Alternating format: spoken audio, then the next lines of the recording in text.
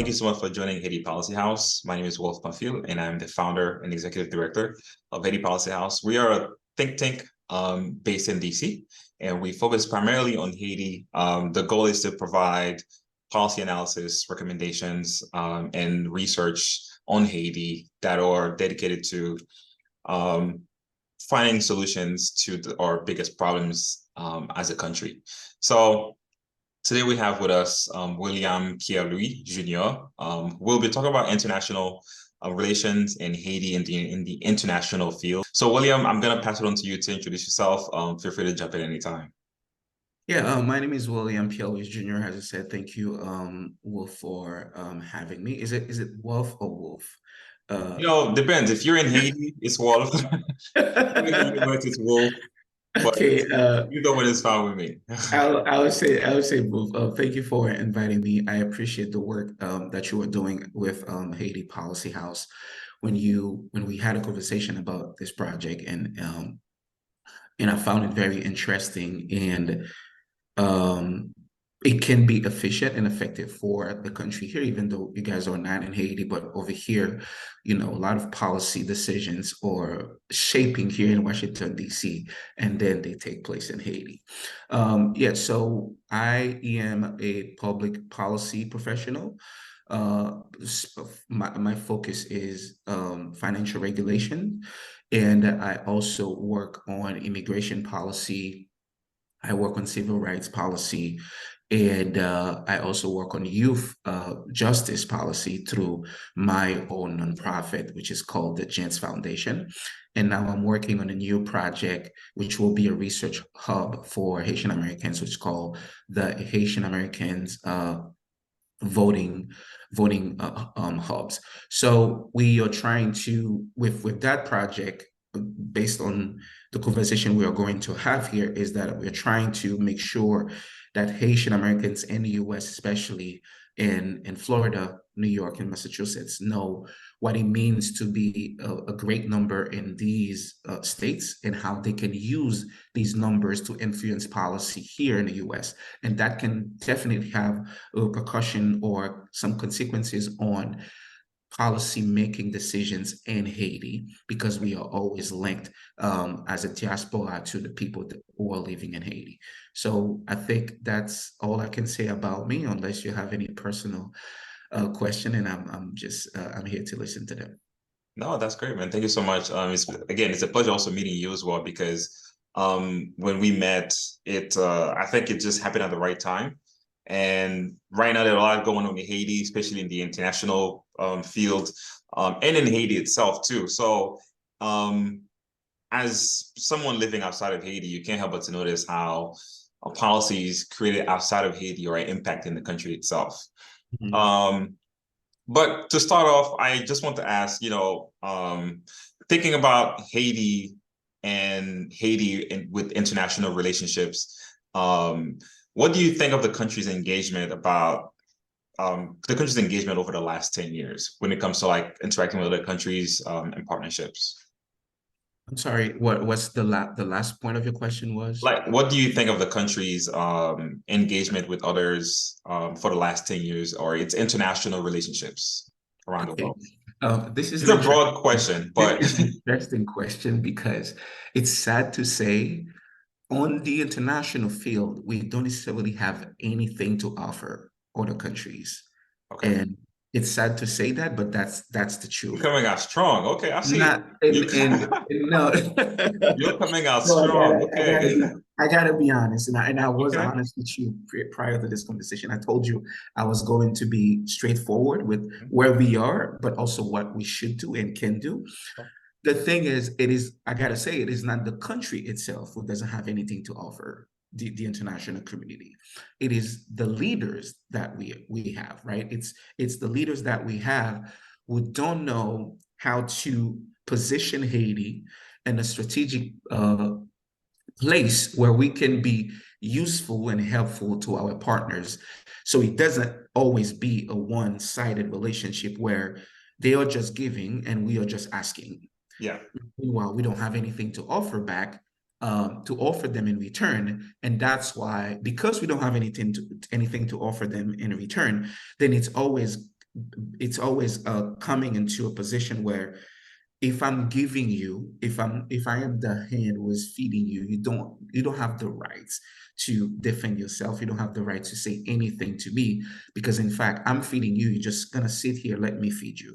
I think, but we have made, to me, some strategic mistakes for the past 10 years. And I'm going to take one example. It's Okay. Venezuela.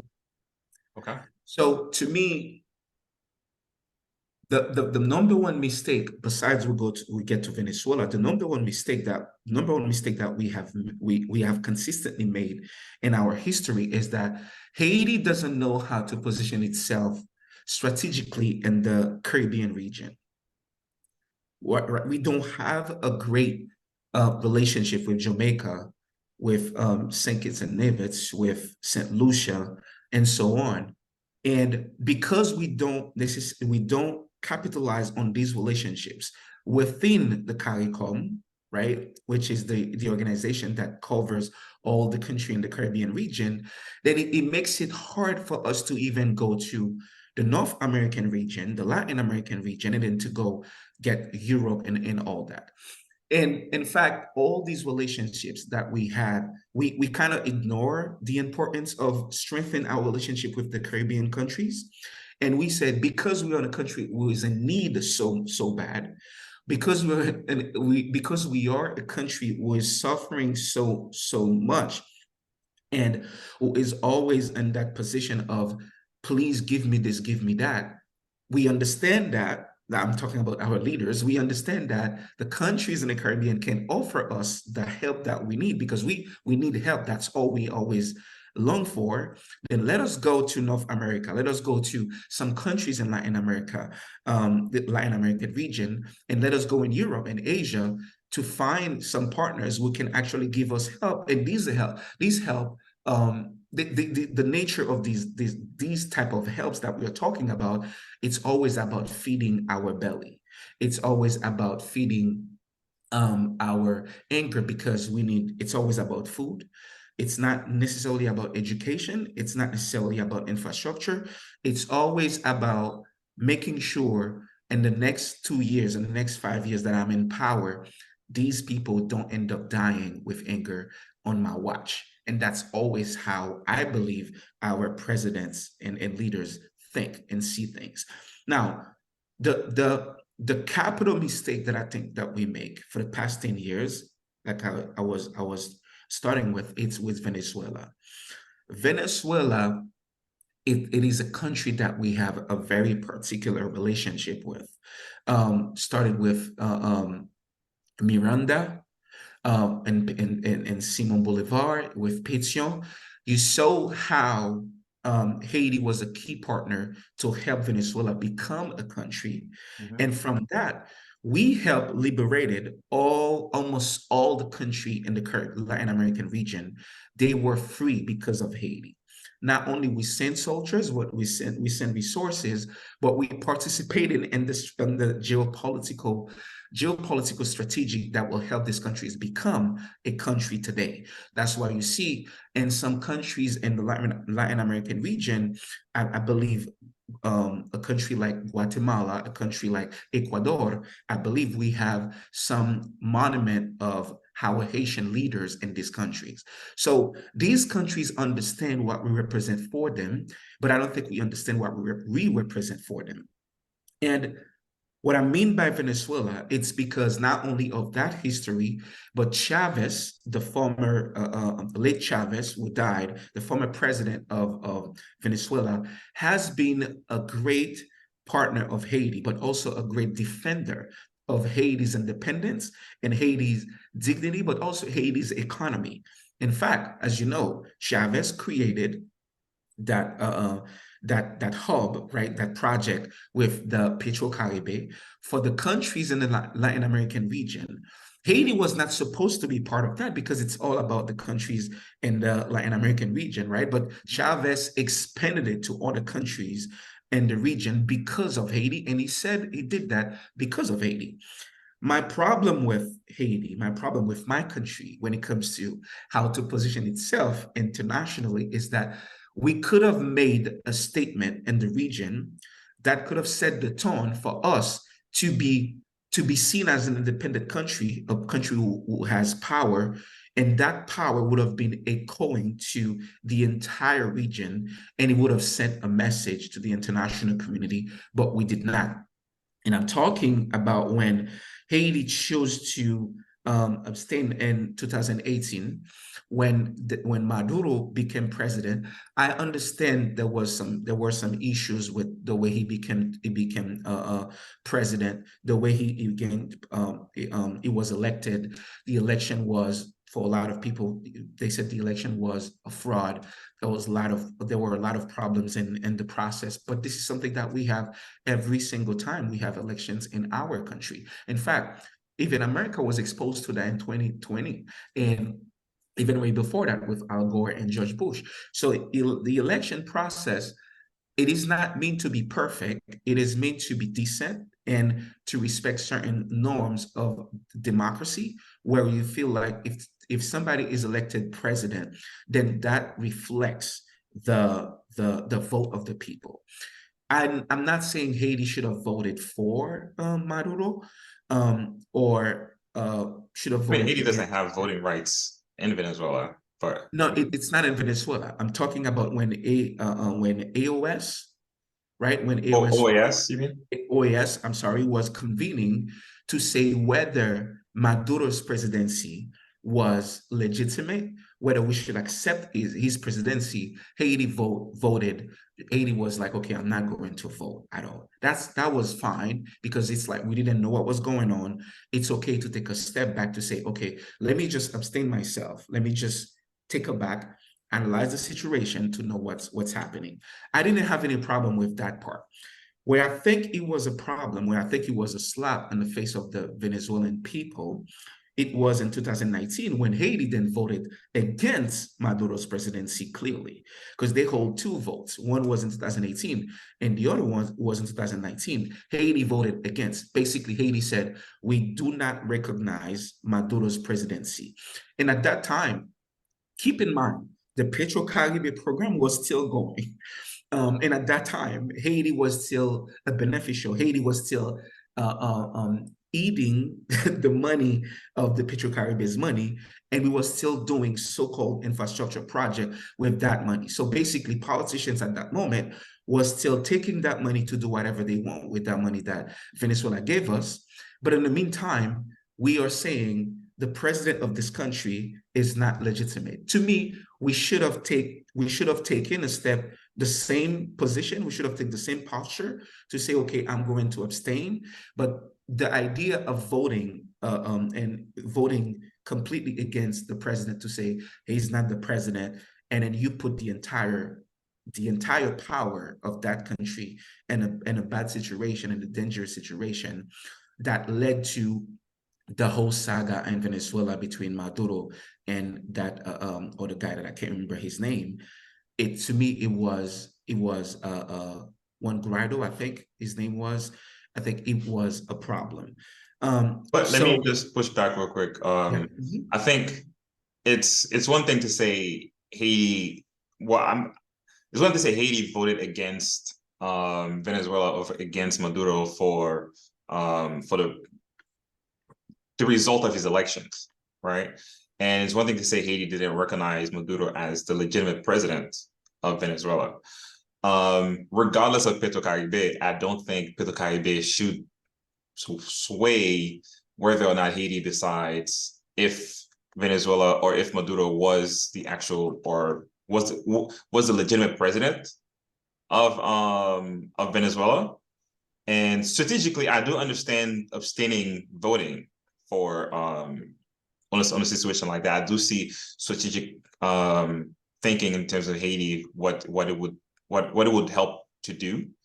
But if the election was rigged, I mean, the election was rigged. I mean, what's the well, the thing is, we don't know. We don't know if it was okay. rigged or not. We had no premises and proof to say that.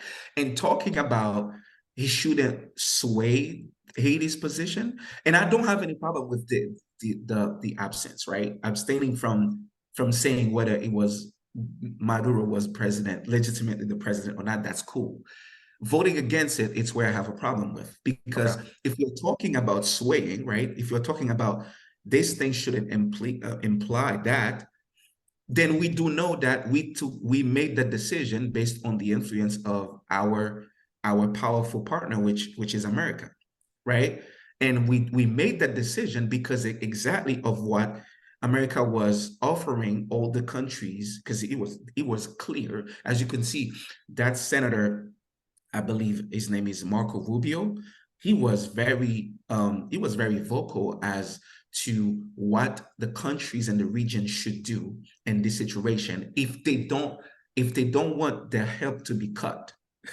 He went clearly on Twitter actually about that, and he said, if you guys don't want your help to be cut, if you guys don't want the support that we are giving you to be suspended, you have to vote against this guy. Otherwise, we are not going to have a nice relationship with you anymore. And to me, it was a given for the U.S. to say that, and then we took their posture and we voted against. If we could do that for them, and the help that we have been receiving from the U.S. for the past 10 years, it has not been efficient. It has been helpful, but it has not been efficient. Petro-Caribe to me was very efficient and very effective and direct. We did whatever we need, whatever we wanted with that money. I'm talking about the Haitian leaders at that time. We wasted the money. Well, technically, they took the money. They did whatever they wanted to do with that, and there's still an investigation going, as you know. But that money was enough to put us at a level of an emergent country, as we know. So saying that it should have been swayed our decision to take position for Maduro or still staying absent or still adopt an abstaining position, it's saying that the other truth, which was the other reason why we took that position, then it should have been swayed either. And when you put both supports and both partnerships in the balance, to me at the time, the Venezuelan partnership was more helpful for Haiti than any other country on earth. And that's why I said that we should have still staying on that position of where, okay, I'm not going to say anything. So, and to go broader with your question is that I think because we have not been managing our relationship from a international cooperation perspective, regional, continental, and international, because we don't know how to manage our relationship with the region that we are in, the Caribbean, and then from the Caribbean take the Latin American region, and then after that we take the North American and Europe and so forth. We have to make sure that we know how to capitalize and how to strengthening our relationship with our regional partners first. From there, then we can say we can influence decisions that we're making on our name internationally. Because as you could see, Haiti didn't become an official member of the CARICOM until recently. All the countries in the Caribbean region and who are part of the Caribbean CARICOM organization had the possibility to travel without a visa in the entire region, but Haiti didn't have that. They gave us that at some point, and I think as we speak, I think they put some type of hold on it because some countries don't want Haitians to I think Haiti's been part of CARICOM since the beginning. Well, not since the beginning. Haiti's been part of CARICOM for a long time. I think you're talking about the centralized CSME, the centralized system that the CARICOM is doing, where they have open borders around. That's the part I'm talking about. So that part, Haiti is a partial member. I think it's observer. It's not an observer. It's just a partial member because there are criteria you need to meet before you become a full member. And Haiti is not a full. We benefit from other things, but the travel across borders, and because that program also allows other Caribbean countries to travel for work, to transfer things like your pensions or retirement benefits to other countries, from Jamaica to Barbados or something like that. But Haiti doesn't have those privileges. So I just wanted to be clear. Haiti's been part of CARICOM for a long time. I do. Program is just that we are a partial member of it. Thank you for clarifying that, and that's what I was coming at. And I didn't mean to say that we weren't part of the CARICOM in general, because we were part of it basically since the beginning. But that part, to me, is very essential to our economy and to our tourism aspects as a country, because we have a lot to offer in that sector. Because we weren't part of that piece of the CARICOM, then it kind of like put a hold on what we could offer the region and what the region could offer us that would have benefiting to our merchants and our students, for example. And so even that, because it's like there's a trust issue, the countries in the region cannot trust us fully. And if the country, and what I was trying to get at, if there is an institution for the region who has two specific aspects, and one of them, it's solely focused on the economic and the financial aspects of it, to make sure that countries in the region can grow economically and financially.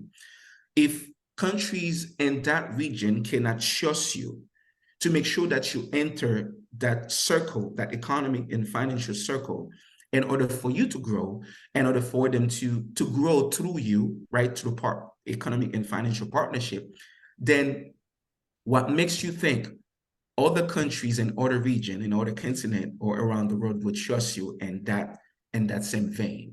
So to me, we have to make sure we resolve these internal issues in our countries in order to be seen first as a strategic and important partner in the region.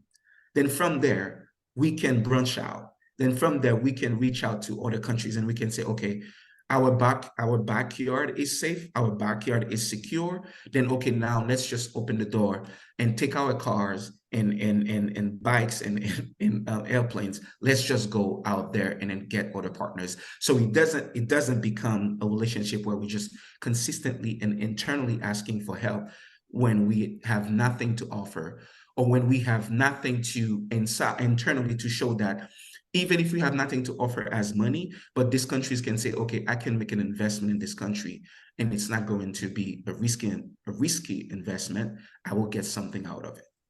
And thinking of internally, I guess internal first and then external, right?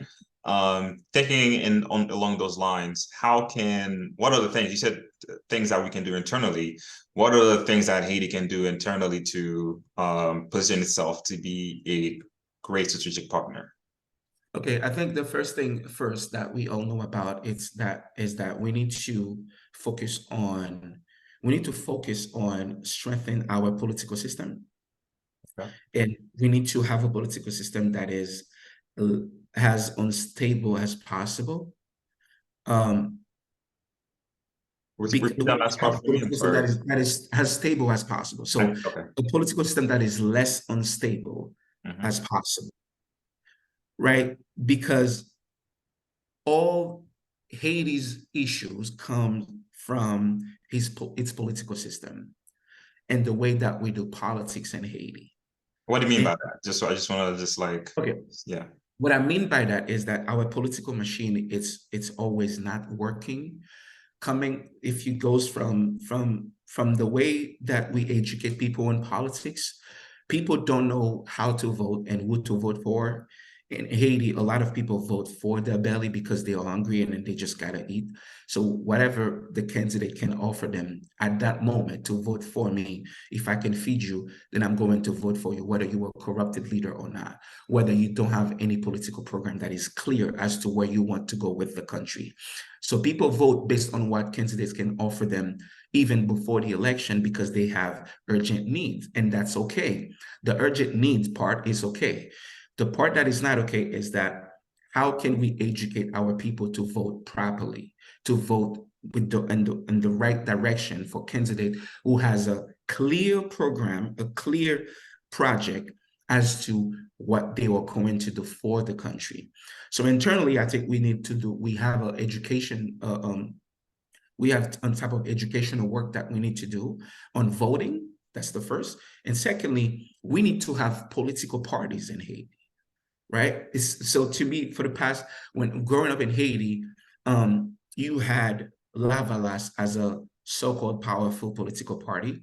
You have OPL at that moment, who was kind of like a second powerful political party at that time. And then after that, PHDK came with Martelly and all these guys.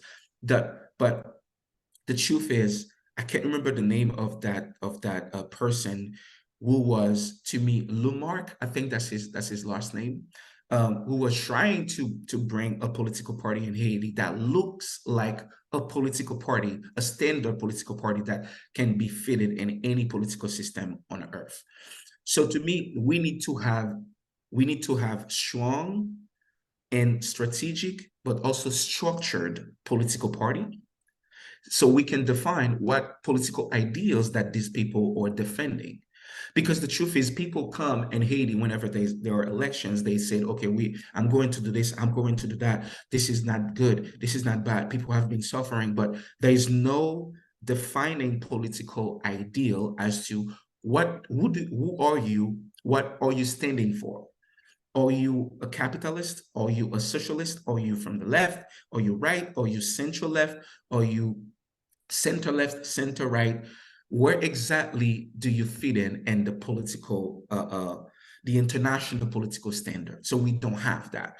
And then the other thing that we should do internally is to make sure, once we have the education part, the educational part sought out, basically people know what is voting, when to vote, where to vote, who to vote for, and how can you balance a candidate. We have that. Two, we have now political parties who have a clear political ideals, where you can have one, you can have two, you can have one and a half, but you need political ideals in order for people to know, if I vote for you, you become president or senator or deputy, I need to know in what way you will influence my life that can be good for my community and that can represent me from the outside, because we have partners that we need to consistently partner with and talk to in order to strengthen our country in a sense where an economic and financial perspective, from an economic and financial perspective.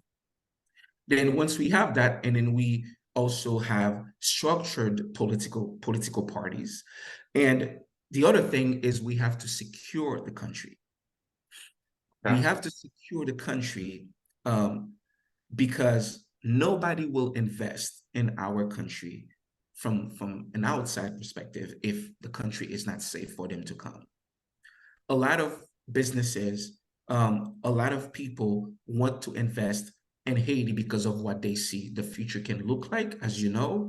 But then again, they can't do so. Some of them just go in Jamaica, some of them just go in St. Lucia, some of them just go in St. Martin, and they stop there. They can't enter Haiti because we don't have a secure system. We don't have a secure country. We don't have a secure border, as you can see with Dominican Republic. We don't have a secured port.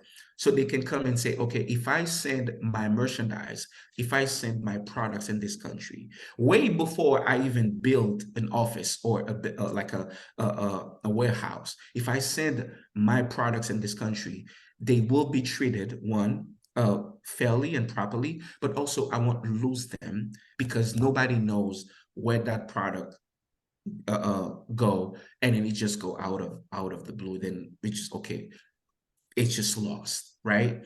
So I think we have to make sure that educationally we are strong when it comes to politics. We educate our people. We need to have political parties who are structured with clear ideals, but we also need to secure the country. So if you're talking about businesses coming in Haiti to invest and to make sure they help us with our economy, the basic thing that we need to do is to create a field where businesses can come, business owners can come, entrepreneurs can come, invest, and knowing that the business is they're not going to wake up one day and the business disappeared or burned.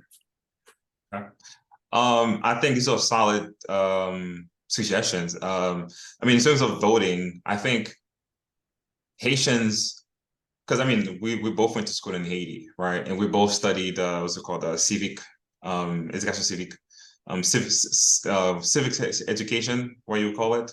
And you know, that little book you study in elementary teaches you about voting. But I think most people don't know how to deal with, because Haiti, we have like maybe 65 political parties sometimes, and they're all trying to get that. Some of them only get like 1% of the vote.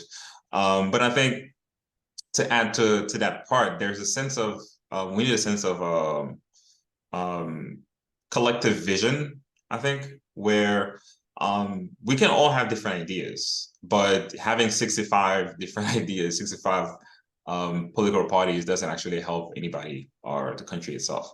So, and it's, I mean, you've kind of answered my next question, which was, how can Haiti position itself to become a strategic partner?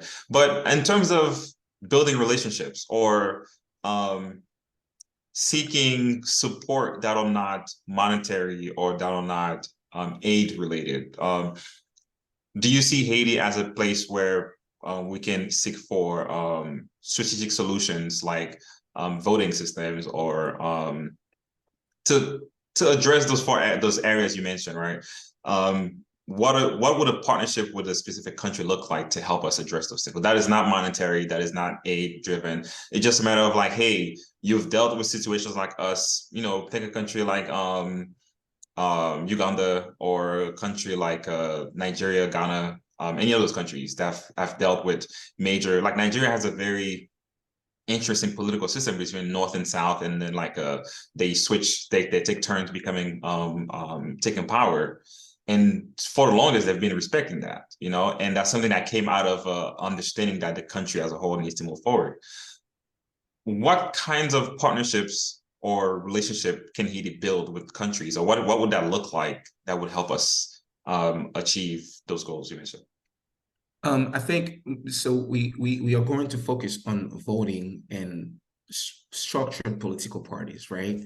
I'm not sure if a lot of countries in Africa, even those that you mentioned, are great examples, because I know young people in Nigeria and Ghana who have very who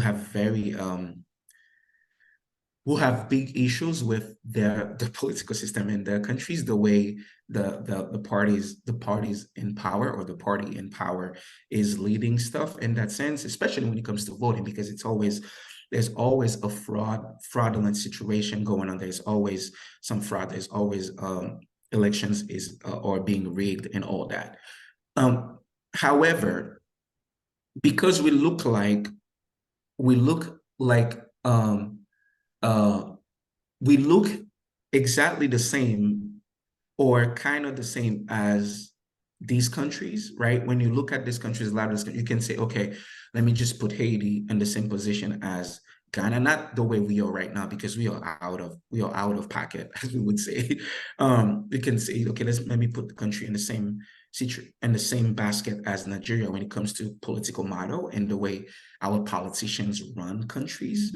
Let me take Ghana, let me take Zimbabwe, let me take not even Rwanda, but Uganda, and see what are the similarities that we have in terms of issues, and what have these countries done to get themselves away or out of the chaotic situation. They may not be perfect yet, but a lot of these countries some of these countries that you mentioned here are not in that chaotic stage anymore. It's more so what we can correct to make sure that the system is better. But we are in a chaotic situation. We have been in a chaotic situation politically. So the partnership that I think we should develop is with the academics in this country and these countries, not with the political actors, but the academics.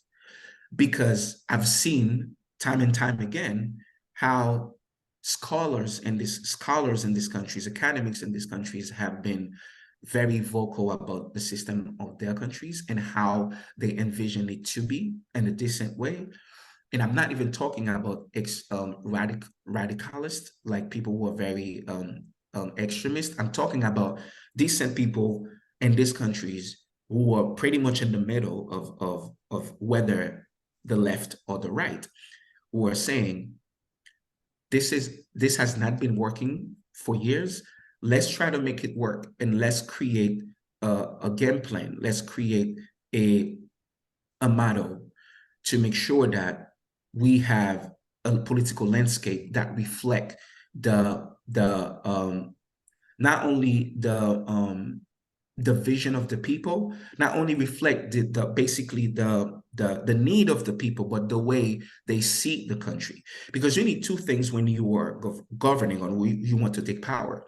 You want to resolve the urgent issues, which can be, anger. People don't have food, water. They need security. They need good school. But you also need to resolve the long-term issues that can turn into lethal issues in 10 and 20 years. How can you make sure you don't have countries where most of your educated people aren't here anymore in 20 years? How can you make sure that you have countries where, if you need an expert in geology as a country who is exposed to natural disasters, how can you make sure you have geologists in these countries? You have ecologists in this country. So to me, it's about building partnership with these countries that we can identify that look like us or face issues like us, who have faced some issues like us in the past, and build partnership with their academics, with universities. That's what I meant to say, with universities, people who are doing studies, with the scientists, and then work together on a strategic planning to make sure any issues that they have been faced before or they have worked on before as scholars, we can take that and implement that as thesis and suggestions to our leaders. And then that's when political parties was structured or important. It is important to have structured political parties, because any structured political party comes from a vision, a proposition that was made by scholars and academics, which means these are the issues that we identified in the country. We have done research on them. We have come with data on them. And these are proposals, basically policy proposals and recommendations on how to approach them.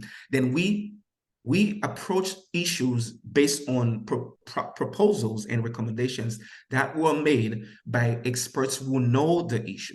Science has to be the lead here to resolve the issues that we have. And that's why the partnership that I envision, that I think we should do, is with academics and scientists in these other countries, based on related issues that we have, similar issues that we have.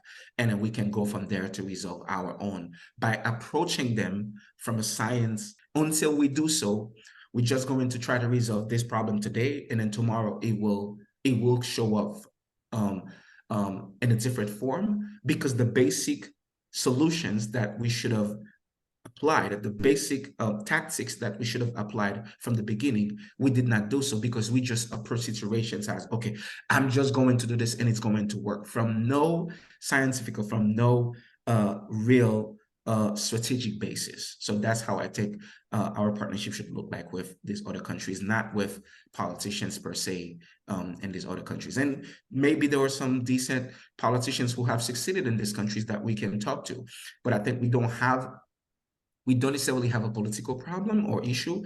We have an academic educational issue where we don't know how to approach issues, because we don't study them the way we are supposed to study them, to come up with real research, real data, and real strategy to resolve them. Awesome. You just described the importance of Haiti Policy House and why we need to exist. Then you realize better coming from you, than me. You just described Haiti Policy House and our entire purpose for existing. Yeah. But thank you for that. I think it was important to kind of went from outside of Haiti and then seeing the broader sense of international relations when it comes to Haiti, and then go internally, how, you got to start from within to actually go outward. Now, switching just a little bit, getting closer to home, I'm sure you're familiar with the Dominican Republic and the recent tension that's been going on with Haiti. What's your take on what's been happening recently with the border, starting with the Canal de Pape? Let's just be clear about that one. The canal will not stop, but what's your position on not position, but like what's your understanding of this situation? Okay, that is an interesting question. So do we call that canal, and it can be translated as river or something else? So the canal is just it's usually just a canal that irrigates the land, that's being used to irrigate the land, that connecting the land to the river, to the main river. Okay, so we want to call it canal. It is a canal. It's not a river. Yeah. Okay. No, I was just trying to. So there's a river, and then there's a canal. Okay, so we're building the canal now to irrigate the lands in that area. Okay. I think the thing is, the canal is a little piece of the overall issues that have been the overall political issues and geopolitical issues that have been happening between the Dominican Republic and Haiti. The canal is part of the bigger issue, which is geopolitical issue. And I'm not even talking about the political issues that we've seen, leaders like fighting, talking trash towards each other on camera in the media. But let's put that in a geopolitical balance to realize that what Haiti represents for Dominican Republic and what Dominican Republic represents for Haiti. I think what we need to agree on is that both countries cannot exist without each other. Okay. Both countries need each other in order to grow, in order to continue to function, whether it's from a political standpoint, geopolitical standpoint, which is the first issue, financial, economic, and educational, as you could see, because if I'm not mistaken, I need to verify my data again. If we are not the first, if we don't have the most students in Dominican Republic, we are definitely part of like the top 5 countries who have a lot of students in Dominican Republic as for the past 5 years, right? So they don't come to school in our country because, of course, they don't trust our educational system. So to me, one thing we have to agree on, and one thing we got to start the entire conversation on, is that Haiti needs Dominican Republic and Dominican Republic needs Haiti. Now, how we plan that to play out, the idea that we need each other, it's what matters. However, the Dominican Republic has understood that a long time ago. They have been understanding it for decades. They understand that they need Haiti to function. They need Haiti to keep growing as a country. Then they choose to capitalize on their economic needs, which means they trying to sell us, to export more in Haiti, their products, so they can get the money back. We have a lot of products here to sell, and we have this country here that is not necessarily producing anything.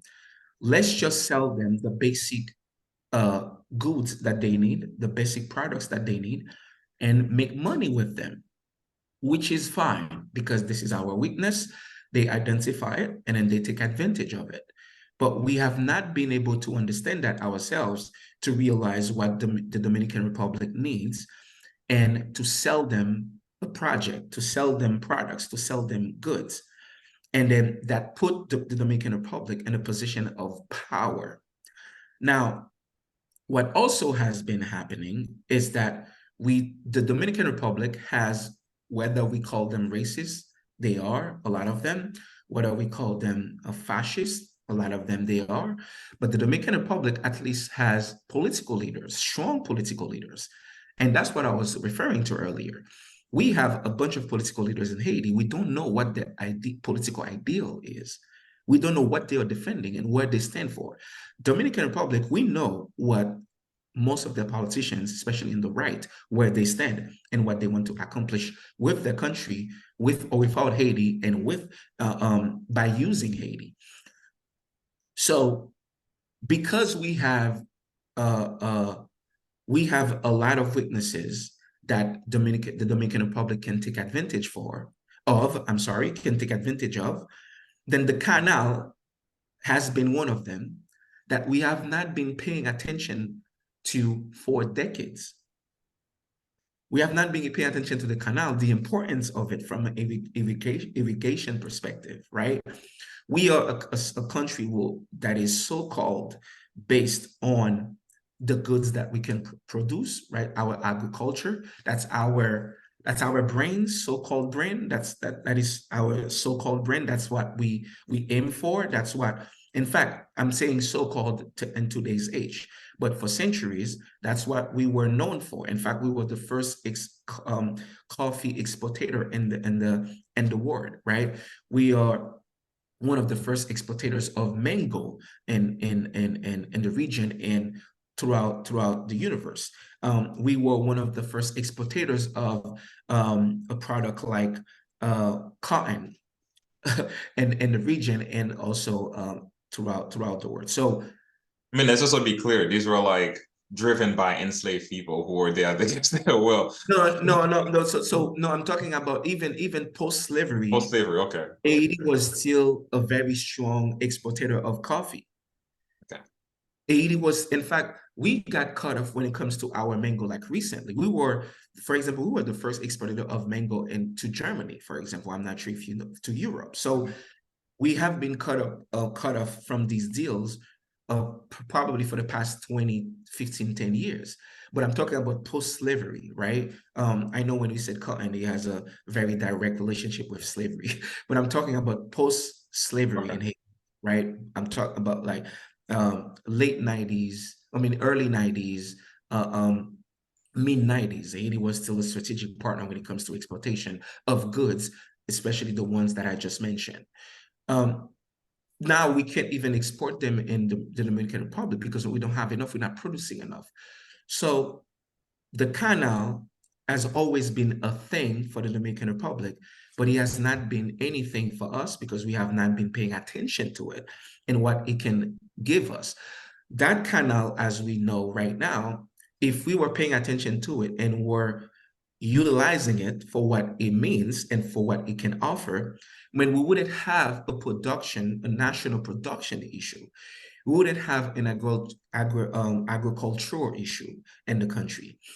So we got to a point right now where the people from the countryside of Haiti, Wanamet, and any region that are close to there, they are giving us a lesson that we should learn from, is that sometimes real political issues and real economic issues are being resolved on the ground by the people on the ground, which we call in our language as experts and educated people, which we call grassroots level. What we are seeing with the kind of right now with Haitians, it's based on grassroots efforts, right? People organizing by people are just organizing with each other. So we are seeing people-driven result as opposed to political-driven result, and they are having the result that they needed for centuries because they were building the canal. They are doing it the way that they were supposed to do it with little resources that as little their resources can be. They are giving us a lesson because grassroots are important, which I didn't tap on when I was talking about education when it comes to politics. So to me, we need dialogues between Haitian leaders and Dominican leaders. We need dialogues and conversations between Haitian grassroots and Dominican grassroots.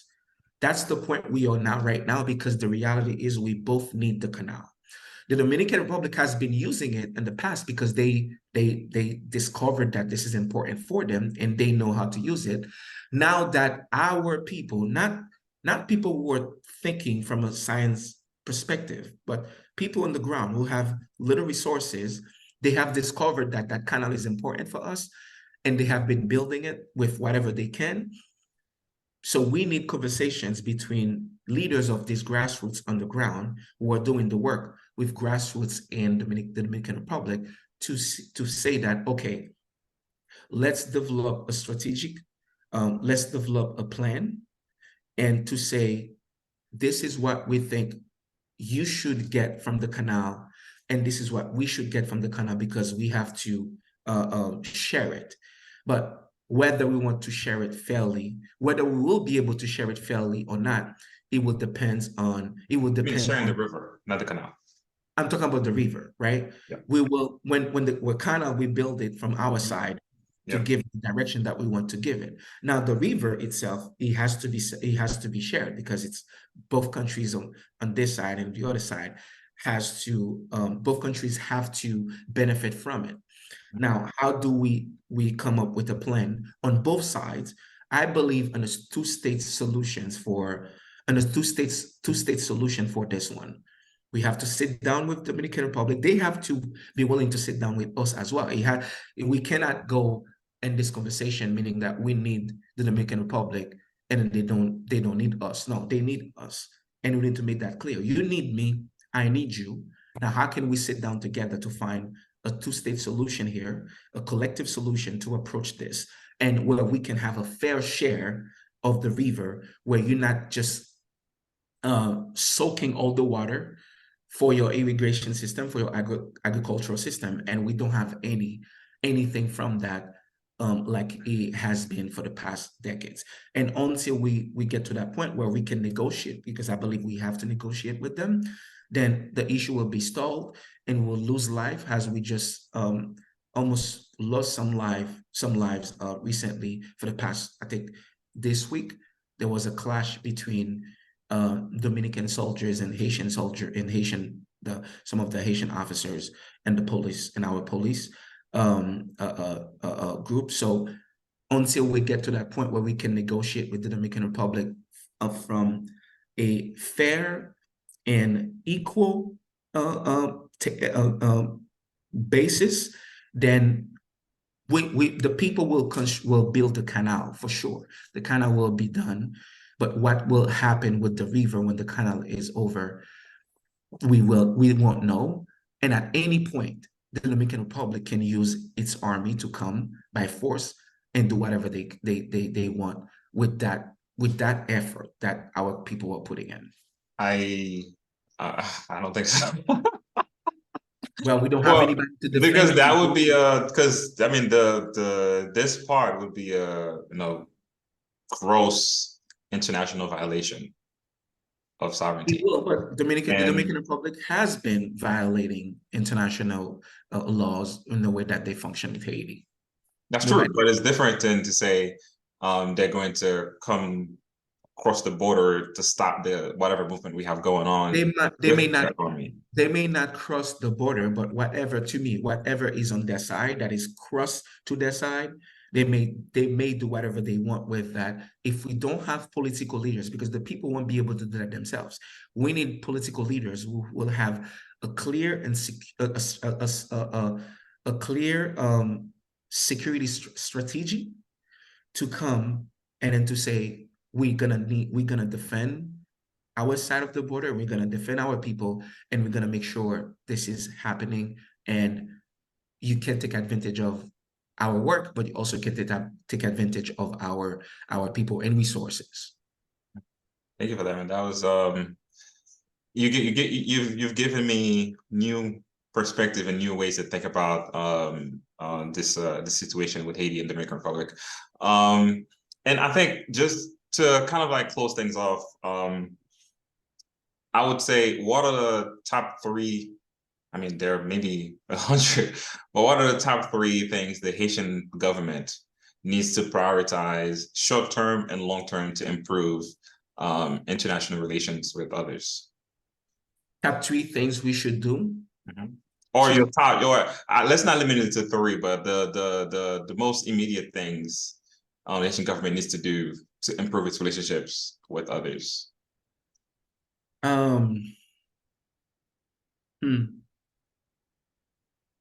I think one of the things that we can do, because I think Haiti has a lot, the country has a lot of international experts. We have a lot of we have a lot of diplomats who are very well educated. I believe in that. I've met some of them, I've seen some of them, and I keep seeing many of them online when I get a chance to see them. I think the first thing we need to do, we need to trust our international experts. The people that we have who have been in school for who they are right now as diplomats, as experts in international corporations, regional corporations, and continental corporations, we need to trust them with their studies and to make sure the people who went to school to be a diplomat, the people who went to school to be international expert, to be part of a think tank of a country when it comes to diplomatic strategy. These people should be the ones in power and in positions to make decisions. For far too long, I'll go to our consulate and embassies. I've seen people there who have no business to be in these premises and the systems. I've seen people in these buildings who have no business to be there because they don't have the proper training to be there. And more importantly, they didn't go to school to be there. And the idea that you can place someone in an embassy or a consulate just because you know them, just because they are your friends, if they don't have no educational background for that, it is crazy to me. And I'm not saying every single people who have to be in a consulate should be a diplomat. They don't have to be, right? Right? You can have an expert in economy there because you will need to deal with, as you know, a consulate deals with, it has to do with a lot of transitional processes between countries and countries, between citizens and the countries that they find themselves in. So you need economists, you probably need accountants, you probably need administrators, but more importantly, you need people who know what relationships between two people should look like, and then what does that mean for both countries. So the first thing is that, meaning we need better representation outside of the country. People will go outside to represent us in our embassies and consulate. They have to be people who are prepared to be in these positions. And secondly, we need to have a clear foreign policy plan for what Haiti should look like outside, and also what Haiti should gain from the relationships that we are entertaining with these countries. Right now, I don't think we have one. If we do have one, it has not been clear for people like you and I, because we've read a lot, we've seen a lot, but I haven't seen anything that said, this is our foreign policy plan. This is how we see our relationship with the US. And these things should be public as they are public for other countries. Mm-hmm. This is how we envision our relationship with France, with Canada, with Jamaica, with St. Lucia, with St. Martin, with Netherlands, with Germany. And then from there, not only academics, people in the intellectual space can have a clear understanding of what are Haiti's priorities in the relationships with countries from a regional, continental, and international perspective, but also people who are studying, when we're studying the movements between Haiti and other countries, can actually have a basis to educate the people we are interact with, who can't necessarily understand these terms and these policies, so we can make them, these terms and policies, make them available and accessible in their language to understand. Do you know what Haiti wants to gain from its relationship with the US? Oh, okay, I don't know. Okay, this is what we need to get based on the foreign policy proposal that our experts and our authorities have written. So we need better representation, but we also need a clear foreign policy plan on how we approach our relationships with countries, with international organizations, with regional organizations, and with continental organizations, right? How do we approach our relationship with the European Union? How do we approach our relationship with, because we are also close to some of these countries in Asia. How do we approach our relationship with, for example, the African Union, right? So this is the second thing that I think we should do. I said representation. I talk about foreign policy plan, and thirdly, we need to show that outside of the country, we are serious about our priorities. So it's one thing to place experts who know the issues, the foreign policy issues, or the foreign policy needs. It's one thing to do that. It's one thing also to have a foreign policy plan, like a scope of work on what we want to accomplish and what we need to like a strategic plan. A strategic plan of what we need to get and what we need to give and what we expect to get in return, or what is expected from us. Because a lot of times in our relationships, it's always what we can get, but what we don't know what is expected from us, so we can't deliver. In fact, we don't have a plan on what should be expected from us. So we come in negotiation with, we go to negotiations with these countries with one end of just 10 our ends to get something from them. We can't necessarily define, okay, I need this from you. If you give me this, this is what you will get in return. So the countries who are giving us stuff, they are just there to give us stuff, to give Haiti stuff, but also decide what Haiti should give them in return. And a lot of times we were talking about interfering, we're talking about how countries are interfering in our politics. Is because we give them the possibility to do so by not having a plan on what to give them in return. Because it has to be the negotiations, the relationship has to be a both ways dynamic. It has to be reciprocal, right? It has to be there has to be some reciprocity there. I give you, you give me. This is what you should expect from me. This is what should be expected from you. This is what should be expected from me as a country. So we need that, but we need to make sure that we are serious about what we need to get from these relationships, by having great defenders of the country's name, the country's flag, and the country's priority, the country's dignity. I think from a very high level perspective, these are the three things that I think we can do. And then from there, we can build from there then to resolve other issues like, okay, how do we participate in these meetings and be more efficient and effective about them? How can we be more efficient on meetings that we go to when Haiti's name is being mentioned? How can we defend the names of the countries? And more importantly, the fourth, but also the basic of everything that I just mentioned here, and it kind of navigates that point, it kind of navigates towards all these things that I just mentioned that we should do, is internal stability.